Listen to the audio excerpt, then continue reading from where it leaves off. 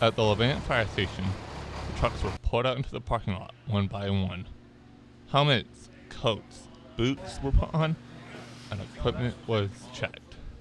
It was time See where your for secondary practice. exit was? You found it. Yeah. And that's where I shut the door to see what your thinking was. So you found this perfect. Guys, job. you good? Did you want to put a mask on too, or just? Several firefighters from the community spent the night going over the training it takes to do search and rescue. Fire Chief Eric Strout says And it's be ready, all he may part of call the a plan. secondary crew. The biggest thing is actually to train with the equipment that we're wearing. We try to simulate a search and rescue as best we can.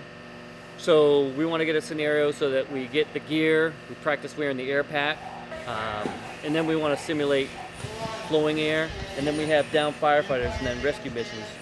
It's not as close as it's going to be to a real fire, but with the gear on, we get the simulation of how much the gear weighs, and then of course getting in and breathing the air, it takes us through that whole process. They were put into teams, and they were put to the test. Their mission? Retrieval of victims in a mock emergency situation. Chief Strout says that the practice is so important. Hey, you okay? Okay. Practice makes perfect. As we work as a team, we work on communication, we work on breathing techniques. So if you're in a high stress situation, we can slow down our breathing and conserve air.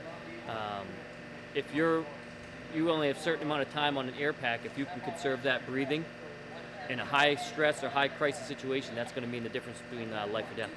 The teams also practice moving the bodies of the victims in the dark. Firefighters crawled through the station in the dark, going up the different floors. Michael Campbell, Nescom Connection. Drag him out.